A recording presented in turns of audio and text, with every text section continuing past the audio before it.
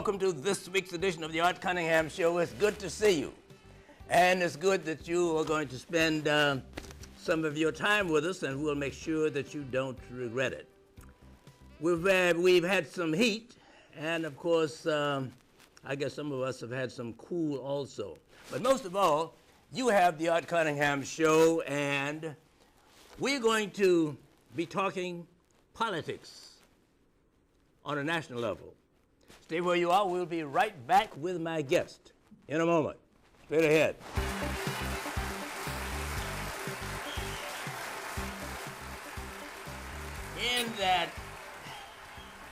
In that we have chosen to talk politics on this edition of the show, I've asked two people whom I respect highly for their opinions regarding politics. Now, we have politics all around us, city politics, county, state, but for this edition of the show, we're going to stick to national politics. And to share their views with us, I have A.L.Brown, that is attorney A.L.Brown, who is a political analyst, and also he's host of radio on KSTP. And also have Professor G. Minnesota Law School as a professor. He teaches civil procedure law, founder, chair of law and politics. He's also a frequent guest on Channel 2, TPT. Welcome.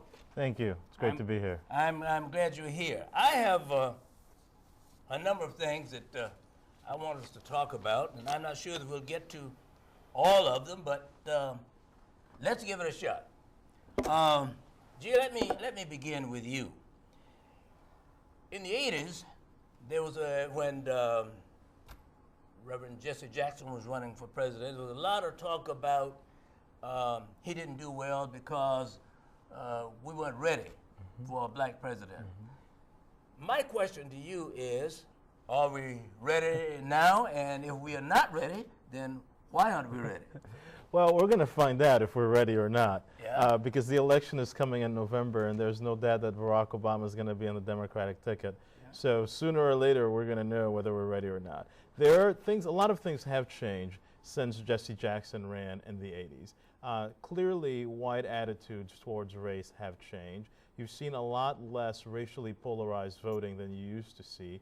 For example, it used to be the case that most whites, especially in the South, wouldn't vote for black Americans on either president or senator or et cetera, notwithstanding wherever they were on the ballot and on the ticket. But now you have a lot of African Americans who have run for offices, obviously not a lot at the presidential level, but you have a lot of whites who have voted for them. So you've seen a change in race, and you've seen a lot across race. We have a different candidate too in Barack Obama. Barack Obama has himself a Jesse Jackson candidate or an Al Sharpton candidate, but much more as a mainstream Democratic candidate, mainstream black candidate, so that we have a great white audience. So I think the country has changed.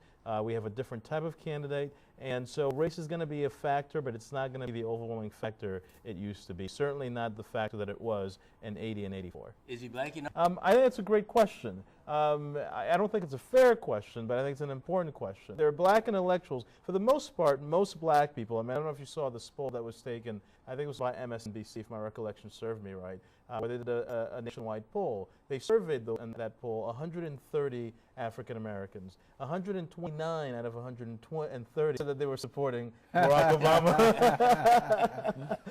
So statistically, that's close to 100%. So certainly most black people feel that he is black enough to be a president that they can be proud of. And the pride among the black community, there's no doubt, a huge groundswell of pride among the black community. There are also some black intellectuals who are questioning Barack's policies, saying, look, is it fair to come to a black church on Father's Day and lecture the black community on how to be good fathers? There's some black folks that are asking, look, is this a good thing to do? So that question in different forms is a relevant one, but for the most percent of the black, I think he's black enough. All right. Al, my question to you is that saying that in recent days, Obama has thrown him a curve, in that they said at some point he was all right with public funding, and now he has changed his mind. Do you see anything wrong? Changed his mind, and to the extent that they're voted on him based on the idea that he would go with public financing, then they can consider themselves wrong. But that population must be smaller than the folks gathered around this table. I think it's one of those issues that are just inside Washington nobody cares about. The person who's looking at the gas pump doesn't care about any other financing but how they're going to fill up that next tank of gas. And so it's kind of small potatoes. Over time, though, those kinds of issues where he changes his mind and goes back can build up and erode his credibility as a new candidate, as a new type of politician. So you got to be careful. But this kind of issue, he's telling the public, you keep your money, right? Is essentially what he's saying. I don't want your $84 million. You keep it, and I'll have you give it to me by way of charity and through donations through the campaign. I think most folks care about. Well, let me ask you, do you think that this gives Obama an advantage, or do you think it puts McCain in at a disadvantage? That's the only reason why they're squawking about it, right? Because they recognize that Senator Obama has the ability to raise money like no other candidate we've seen. I mean, Howard Dean kind of started this internet phenomenon of raising money, and Barack Obama has taken it to a level that we had not considered. Most of his donors are small dollar donors, and he can go back to that pot several times to get more money from those folks. They're very enthusiastic, so it's likely that they'll give on more than one occasion, particularly if they see the campaign in need. And so, yes, it gives him an advantage, and he should have taken it. I mean, frankly, if he wants to win, I think people have mixed up the idea of being a new politician with being completely naive. It doesn't mean you have to be stupid. It doesn't mean that you have to ignore the political realities that exist. So you do what you can to win the election so that you can advance your agenda for the betterment of America. Do you see that puts McCain at a disadvantage? Well, sure. Well, yeah. I mean, and again, that's why he's squawking about it. He is, you've got a Republican base that is affected. The Bush administration has done nothing to endear itself. It found its veto pen, I think, in its sixth year of its administration. The first three vetoes it had done prior to that, I think, were stem cell research vetoes, which most of the American public, what are you doing? And the war in Iraq is now turning a better course if you look at casualties as the measurement of success.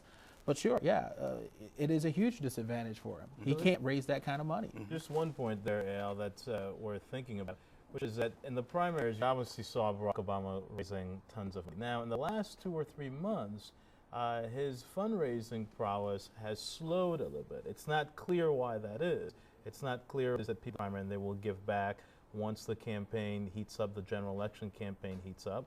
It's not clear if there's a small lack of interest. It's not clear why it is, but we have seen a slowing down. He's not raising at the record level that he raised before. And the question is, the interesting question is, one has to keep an eye on that to see, is this move to take public money a smart move? I agree with you 100%.